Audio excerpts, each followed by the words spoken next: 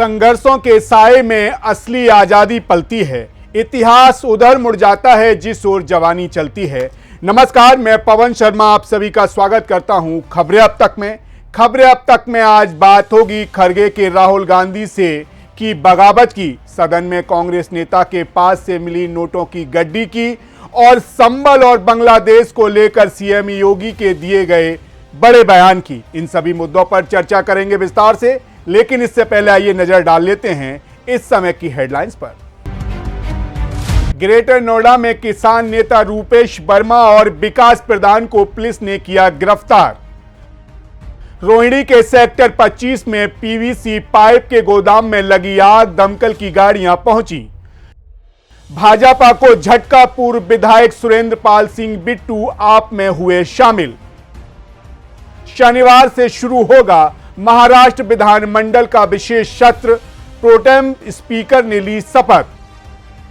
राज्यसभा में कांग्रेस की बेंच से मिली नोटों की गड्डी, मामले की जांच जारी। दिल्ली में आपके वोटर्स का नाम कटवा रही है भाजपा, विधानसभा चुनाव से पहले केजरीवाल का बड़ा आरोप। भारत के खिलाफ कोर्ट पहुंचा बांग्लादेश, बैन लगाने की दायर याचिका। आरबीआई ने ब्याज दरों में नहीं की कोई बदलाव, रेपो रेट 6.50% बरकरार। सोने चांदी के भाव में बड़ा उलटफेर, 76,453 के पार पहुंचा गोल्ड रेट। हफ्ते के आखिरी कारोबारी दिन लाल निशान पर बंद हुआ बाजार, सेंसेक्स निफ्टी में आई गिरावट। हेडलाइंस के बाद एक बार फिर आपका खबरें अब तक में स्वागत है। तो चलिए शुरू करते हैं खबरों का सिलसिला और बात करते हैं अपने पहले खास मुद्दे के बारे में। राजधानी दिल्ली में अब सुबह सुबह हल्की ठंड महसूस होने लगी है, लेकिन उधर संसद में दिन पर दिन राजनीतिक माहौल गर्माता जा रहा है। कई दिनों से सदन में सिर्फ संबल और अडानी का मुद्दा गूंज रहा है। विपक्ष लगातार इन मुद्दों को लेकर हंगामा कर रहा है। संसद की कार्रवाई रुक रुक कर चल रही है, लेकिन आज सदन में सुबह सुबह एक दिलचस्प तस्वीर देखने को मिली, जिसने सभी का ध्यान अपनी ओर खींच लिया और इस तस्वीर ने कांग्रेस को संकट में डाल दिया। कौन सी है वो तस्वीर और क्या है पूरा मामला, आइए आपको विस्तार से बताते हैं। कांग्रेस और भारतीय जनता पार्टी के बीच कितनी दूरियां हैं ये तो आपको पता ही है। दोनों पार्टियां एक दूसरे पर हमेशा हमलावर रहती हैं और हमला करने का कोई मौका भी नहीं छोड़ती।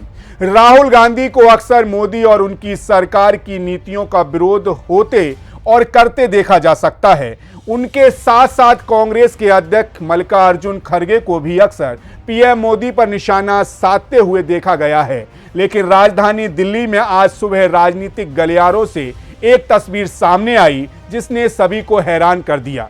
तस्वीर में पीएम मोदी और कांग्रेस के राष्ट्रीय अध्यक्ष मल्लिकार्जुन खड़गे एक फ्रेम में नजर आए। हालांकि ये पहली बार नहीं था कि दोनों नेता एक साथ दिखाई दिए हों। संसद से लेकर सड़क तक इन दोनों नेताओं की तल्खी किसी से छुपी नहीं है। लोकसभा चुनाव हो या फिर महाराष्ट्र से लेकर झारखंड विधानसभा चुनाव, ये तल्खी सामने आई है। खास बात यह है कि संसद में अडानी मुद्दे पर हंगामे के बीच इस तस्वीर के कई मायने निकाले जा सकते हैं। आपको बता दें, मल्लिकार्जुन खड़गे ने अब राहुल गांधी से बगावत कर ली है और पीएम मोदी से हाथ मिला लिया है। जी हां, ये हम नहीं कह रहे, ये तस्वीर बयां कर रही है जो सदन के अंदर से सामने आई है। दरअसल बाबा साहेब भीमराव अंबेडकर के महानिर्वाण दिवस पर संसद भवन के लॉन में नेता श्रद्धांजलि दे रहे थे। उपराष्ट्रपति जगदीप धनखड़ और पूर्व राष्ट्रपति रामनाथ कोविंद के साथ पीएम नरेंद्र मोदी भी खड़े थे। तभी कांग्रेस के अध्यक्ष मल्लिकार्जुन खड़गे और पीएम मोदी की नजरें आपस में मिली और आगे जो हुआ वो कैमरे में कैद हो गया। जी हां, नेताओं को एक सीध में देख कैमरामैन तस्वीर क्लिक करने में जुटे थे। तभी कांग्रेस अध्यक्ष मल्लिकार्जुन खड़गे ने पहले पीएम मोदी से हाथ मिलाया, फिर इशारे में कुछ ऐसा कहा कि पीएम मोदी जोर जोर से ठहाके लगाने लगे। वहीं पीछे लोकसभा अध्यक्ष ओम बिरला भी खड़े थे, जो पिछले कई दिनों से सदन की कार्रवाई को बाधित होते देख रहे थे। कल भी कांग्रेस के सांसदों ने संसद में भवन में प्रोटेस्ट किया था, लेकिन आज कांग्रेस के मुखिया का इस तरह प्रधानमंत्री के साथ गर्मजोशी से लोकतंत्र की खूबी को बयां करती है। हाँ, वैसे तो ये एक मुलाकात भर थी, लेकिन अपने साथ बड़ा संदेश भी है। हमारे लोकतंत्र की खूबी है कि नेता सरकार में हो या विपक्ष में एक दूसरे से जवाब जरूर मांगेंगे, लेकिन मतभेद नहीं होना चाहिए। देखा जाए तो कांग्रेस अध्यक्ष मल्लिकार्जुन खड़गे पीएम नरेंद्र मोदी के गजब के आलोचक हैं। मौका मिलते ही वो पीएम मोदी को घेरना नहीं भूलते। लोकसभा चुनाव में एक है तो सेफ है का नारा हो या सबका साथ सबका विकास हो, खड़गे मोदी की आलोचना को कोई मौका नहीं छोड़ते जब वो उनकी आलोचना ना करें। लेकिन आज का नारा ही कुछ अलग है। हालांकि ये तस्वीर सामने आने के बाद राहुल गांधी का मुंह जरूर लटक गया होगा। अब उनकी इस मामले पर क्या प्रतिक्रिया आती है, ये देखना काफी दिलचस्प होगा। खैर, इसी के साथ खबरें अब तक में बढ़ते हैं अगली रिपोर्ट्स की ओर। लोकसभा और राज्यसभा में इन दिनों कार्रवाई चल रही है और हर दिन हंगामा भी देखने को मिल रहा है। विपक्ष अडानी और संबल के मुद्दे को लेकर लगातार भारतीय जनता पार्टी और मोदी सरकार पर हमलावर है। वहीं सदन के नेता प्रतिपक्ष राहुल हर दिन सदन के बाहर विरोध कर रहे हैं। कभी वो अपने हाथों में संविधान थावे नजर आते हैं, तो कभी अडानी के नाम की टी शर्ट और कभी काला मास्क लगाए नजर आते हैं। लेकिन उन्हीं के नेता सदन के अंदर नोटों की गड्डियां ले जा रहे हैं, जिस पर उनका कोई ध्यान नहीं जाता। इसका विरोध राहुल गांधी नहीं कर रहे। जी हां, राज्यसभा में कांग्रेस की बेंच के नीचे नोटों की गड्डी मिली है, जिसकी संख्या करीब 50,000 रुपए बताई जा रही है। जहां आज राज्यसभा के सभापति जगदीप धनखड़ के सदन को सूचित किए जाने के बाद सदन में हंगामा मच गया कि सुरक्षा अधिकारियों ने कांग्रेस नेता अभिषेक मनु की सीट पर पैसों की गड्डी पाई है। जहां सभापति ने खुद ये बात सदन में कही कि ये गंभीर मामला है और इसकी जांच हो रही है। आपको बता दें, जांच के लिए जांच समिति में सुरक्षा एजेंसियां, राज्यसभा सचिवालय के अधिकारियों के साथ कुछ वरिष्ठ सांसदों को भी रखा जाता है। सदन में लगे सीसीटीवी कैमरों के फुटेज को निकाला जा रहा है ताकि पता लगाया जा सके कि ये गड्डियां सदन में कैसे आईं। हालांकि देखा जाए तो अडानी मसले पर भारतीय जनता पार्टी को घेरने की कवायद में जुड़ी कांग्रेस अब खुद पूरी तरह से घिर गई है।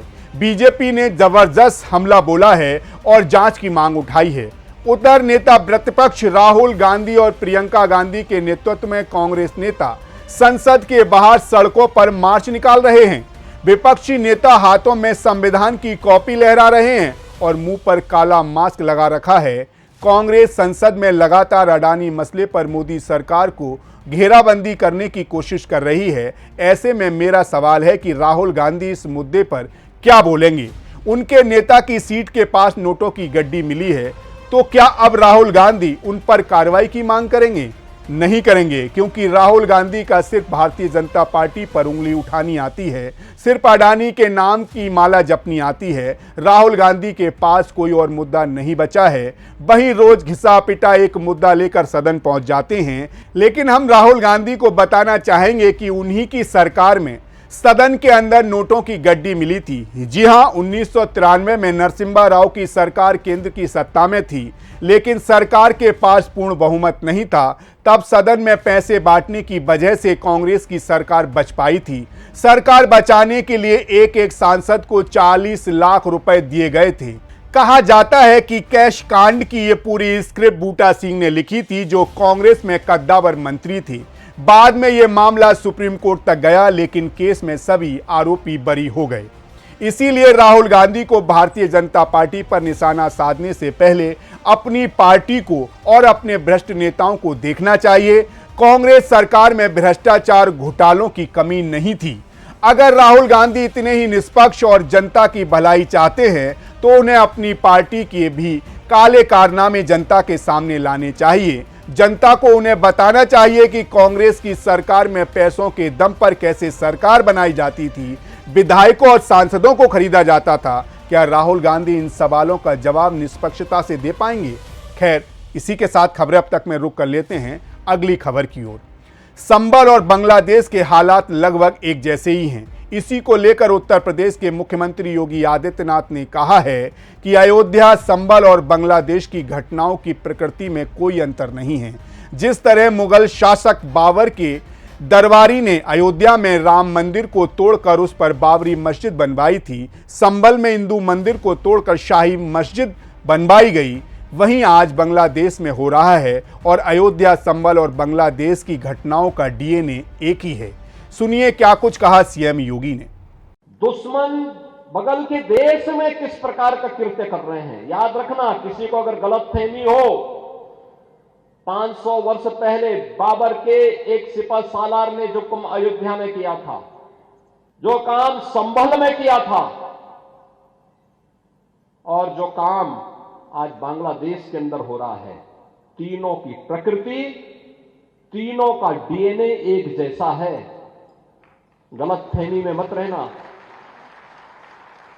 अगर कोई ये मानता है कि वो बांग्लादेश में हो रहा है, तो यहां भी बांटने वाले तत्व उनके लिए बेंट बन करके खड़े हो रखे हैं, पहले से खड़े हैं। वे समाज के सामाजिक ताने बाने को छिन्न भिन्न कर रहे हैं, सामाजिक एकता को तोड़ करके, आपको बांट करके फिर काटने का और कटवाने का पूरा इंतजाम भी कर रहे हैं। आपको बता दें, योगी आदित्यनाथ ने कुछ दिनों पहले एक नारा दिया था, बटेंगे तो कटेंगे, और इस नारे ने हरियाणा और महाराष्ट्र के चुनाव में भारतीय जनता पार्टी को बड़ी मदद दी थी। हालांकि ये नारा थोड़ा निगेटिव था। बहुत सारे लोगों को लगा कि ये नारा नकारात्मक है, ये नारा डराने वाला है। और प्रधानमंत्री ने भी एक नारा दिया था, वो था एक रहेंगे तो सेफ रहेंगे।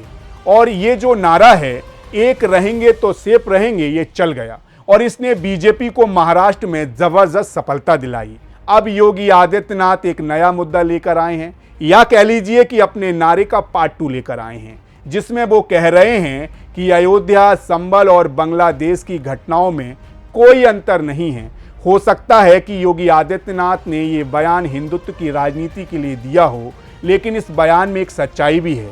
लेकिन हम इस सच्चाई को आपको बताएं, इससे पहले हम आपको बताते हैं कि अब देश में चारों तरफ जब आप देखेंगे तो आपको ये बात नजर आएगी, आप महसूस करेंगे कि भारतीय जनता पार्टी ने एक बार फिर से अब ये तय कर लिया है कि अब हिंदुत्व के मुद्दे को जबरदस्त तरीके से उठाना है। और अभी आप देखेंगे तो लोकसभा चुनाव के बाद बीजेपी इस हिंदुत्व के मुद्दे को और ज़्यादा जोर शोर से उठाने की कोशिश कर रही है। और भारत की राजनीति में जो आगे का रास्ता है, वो आपको यही रास्ता दिखाई देगा। आगे चलकर आपको यही नारे पार्ट 2, पार्ट 3, पार्ट 4 में आपको नजर आएंगे। और दूसरा नारा पहले के नारे से कहीं ज़्यादा बड़ा और शक्तिशाली नारा होने वाला है, और इसकी शुरुआत हो चुकी है। बटेंगे तो कटेंगे नारे का आज पार्ट 2 भी आ चुका है, और अब भारत की राजनीति इसी दिशा में, इसी रास्ते पर चल पड़ी है। दुर्भाग्य यह है कि इस रास्ते पर चलने से पार्टियों को वोट भी मिलते हैं। एक पार्टी इस रास्ते पर चलती है तो उसे वोट मिलते हैं, और दूसरी पार्टी दूसरे रास्ते पर चलती है जो कि इससे बिल्कुल दूसरी दिशा में जाता है, उसे भी वोट मिलते हैं। और ये दोनों ही पार्टियां फिर वोटों की राजनीति करती हैं। और वोट देने वाले हैं कौन? इस देश के लोग, इसी देश के वोटर, इसी देश के नागरिक। खैर, जाते जाते आपको एक और खास मुद्दे से करवाते हैं रूबरू। जवानी की दहलीज पर कदम रखते ही बच्चों को देख माँ बाप के सपनों के पंख लग जाते हैं, मगर बदलते समय हाई प्रोफाइल जीवन शैली के लालच में युवाओं के कदम भविष्य की ओर मुड़ने की बजाय अपराध की दुनिया की ओर बढ़ जाते हैं। जी हां, देश में दिन पर दिन लूटपाट, बलात्कार, चोरी, डकैती, ब्लैकमेलिंग के अपराध का ग्राफ लगातार बढ़ रहा है, और इस अपराध में ज़्यादातर आज की युवा पीढ़ी शामिल है, जो भारत के युवाओं को लेकर चिंता पैदा करती है। युवा जिस प्रकार की प्रवृत्ति से ग्रसित होते नजर आ रहे हैं, उससे इन अपराधों में लगाम लगाने की कोई सूरत नजर नहीं आती। लेकिन इससे भी अधिक हैरानी की बात यह है कि अपराध के इस दंदल में ऐसे लोग फंस रहे हैं जो ना तो पेशावर अपराधी हैं और ना ही अपराध करना उनके लिए कोई मजबूरी है। वे केवल अपने अहंकार की तुष्टि या अनावश्यक जिद के चलते ऐसे संगीन अपराध कर जाते हैं जो न केवल उनके पूरे जीवन को काल कोठरी में धकेल देते हैं, बल्कि समाज को भी शर्मसार कर जाते हैं। ऐसी ही घटना बीते दिनों देश की राजधानी दिल्ली से सामने आई, जहां एक 20 साल के लड़के ने अपने माता पिता और अपनी बड़ी बहन की गला रेत कर हत्या कर दी। इस लड़के का कहना था कि उसके माता पिता उससे नफरत करते थे और उसकी बहन से ज़्यादा प्यार करते थे और इसी वजह से इस लड़के ने बारी बारी से अपने हाथों से अपने ही पूरे परिवार को खत्म कर दिया। हैरानी की बात तो यह है कि ये लड़का काफ़ी पढ़ा लिखा था और दिल्ली विश्वविद्यालय से पॉलिटिकल साइंस की पढ़ाई कर रहा था, लेकिन इसने इतनी छोटी सी बात पर अपने माता पिता की हत्या कर दी। इसने ये भी नहीं सोचा कि उसके माता पिता इसी की भलाई के लिए उसे समझा रहे थे। ऐसे में सवाल है कि क्या माता पिता अपने बच्चों के साथ भी सुरक्षित नहीं हैं? क्या माता पिता अपने बच्चों को डांट नहीं सकते, उन्हें पढ़ाई लिखाई करने के लिए नहीं कह सकते, अपने भविष्य के बारे में सोचने के लिए नहीं कह सकते? क्या कलयुग में अब माता पिता को अपने बच्चों से सुरक्षित रहना पड़ेगा, अपने ही घर में सतर्क रहना पड़ेगा? ये गंभीर सवाल है जिस पर समाज को और आज के युवाओं को सोचने की जरूरत है। फिलहाल इसी के साथ मुझे दीजिए इजाजत और आप बने रहिए सी न्यूज़ भारत के साथ। हर खबर आपके साथ, आपके हाथ।